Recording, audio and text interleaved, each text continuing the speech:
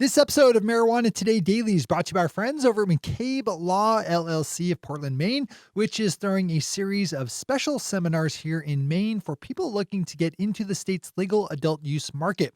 There are 3 monthly seminars scheduled, each on the 20th of the month, which you can learn more about over at mccabelawllc.com/seminars, with McCabe spelled MCCABE.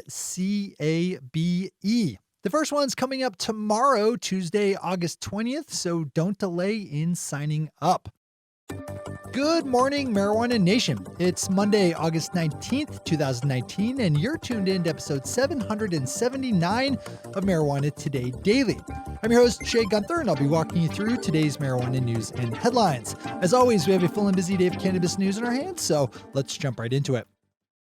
David Downs over at Leafly has this week's leadoff top story with the headline out of California, where doctors are warning that people are being admitted to the hospital with serious respiratory problems after using marijuana vaporizers purchased from illicit sellers.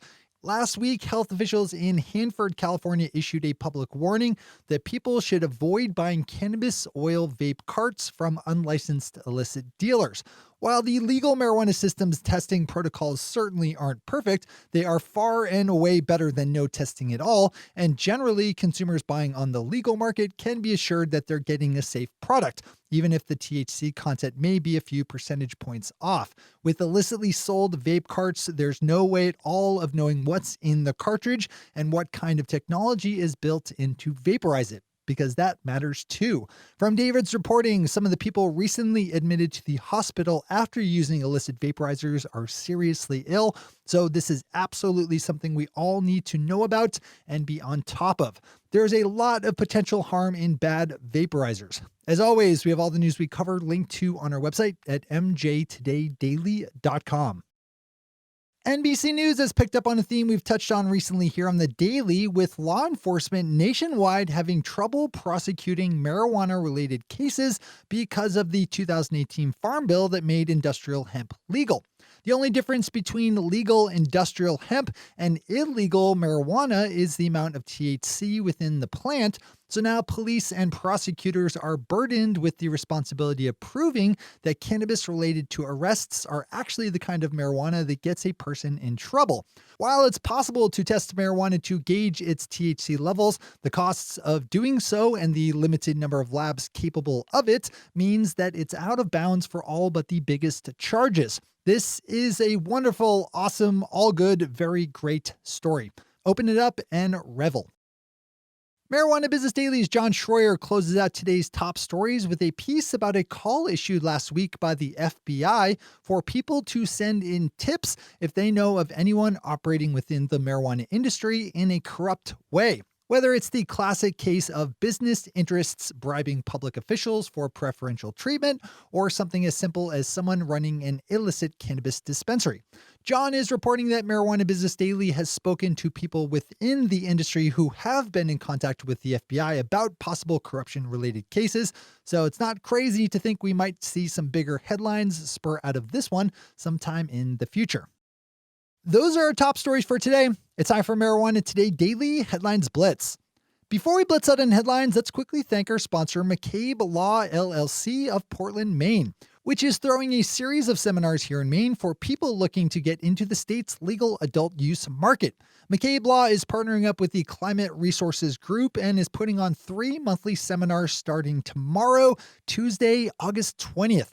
Attendees will walk away with a better understanding of Maine's adult use laws, how cannabis businesses will be licensed, and how they can better position themselves to take advantage. You can open up mccabelawllc.com/seminars to read more about the upcoming seminars and to sign up yourself.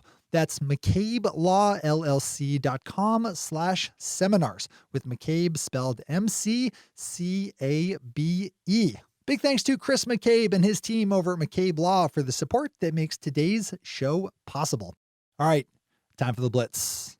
Multi-state cannabis operator Harvest Health and Recreations will be dropping 2 marijuana business licenses held by affiliate companies after reaching an agreement with the state of Pennsylvania. which accused it of skirting the limit for licensed operators of having no more than 15 dispensary licenses. Harvest Health and Recreation first got into trouble with state officials after issuing a press release that it would soon have 21 licenses. The company structured each license under a uniquely named LLC, all led by Harvest CEO Steve White, which apparently allowed the 21 license total for Harvest to go unnoticed by the state. After reaching a deal with Pennsylvania, Harvest will relinquish its rights to operate in Newcastle and Shamokin. Leafly picked up on a really interesting story up in Canada, where Health Canada has licensed for the first time an individual as a medical marijuana licensed operator. Up until the awarding of a license to former police officer Jeffrey Myers, every other licensed operator in Canada has been a corporation. Mr. Myers, a former officer with the Royal Canadian Mounted Police, is now licensed to operate as a medical cannabis broker, so he can't hold and sell medical cannabis directly himself, but can act as an agent between sellers and buyers, including individual patients. It's a pretty cool and unique story, which I'd suggest you open up for the full read yourself. The Canadian island nation of Barbados is taking a big step towards legalizing medical marijuana with the introduction this week of legislation setting up a taxed and licensed medical cannabis program. Marijuana Business Daily has a good piece up on this, along with a link to the proposed legislation itself, which would set up a medical cannabis licensing authority and licensing board. BNN Bloomberg helpfully detailed the compensation packages for 6 top executives with Canadian licensed marijuana giant Canopy Growth, which awarded $28.5 million in compensation to its 2 co-CEOs, its CFO, Chief Legal Officer, Chief Information Officer, and its acting president. Canopy fired one of those CEOs, Bruce Linton, just last month, who walked out the door with $9.33 million in compensation through the fiscal year ending in March, as well as a $1.5 million payout for being fired. Not a bad golden parachute there. A good story to read. A school district in Texas has announced that any student found with a vaporizer containing THC oil will be recommended for expulsion, because that's a great way to keep kids in school. The San Antonio Northeast Independent School District will now boot out kids busted with vaporizers found to have THC in them, though not students with nicotine-only vapes. Last week, Iowa added a second licensed manufacturer to its nascent medical marijuana program as Iowa Relief revved up operations on Thursday. The company says it's working on a new medical cannabis tincture that it hopes to have on dispensary shelves soon. Iowa Relief is owned by multi-state cannabis operator Acreage Holdings. And finally for today, we have a fun story up in my corner of the country here in Maine, where 2 licensed industrial hemp growers are planning to open up what they say will be the first pick-your-own hemp field in the nation. The Sheepscott General Farm up in Whitefield, Maine will, in September, allow customers to wander their 3-acre hemp field to pick their own hemp buds, just as you would at a berry farm or apple orchard. Whitefield is only about an hour away from where I live in Portland, so I might trek up next month myself just to see how it all looks. Another story I'd add to your list to read today. Those are the headlines and news for the day. I'll be back with you again tomorrow morning with another information-packed episode of Marijuana Today Daily.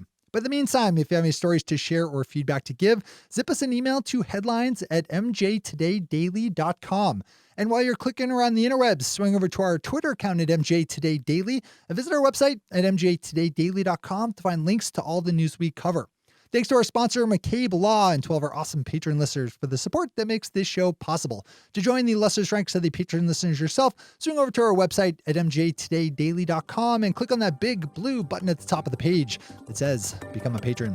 I'm your host, Shay Gunther. Thanks for tuning in and starting your day with marijuana today. Today.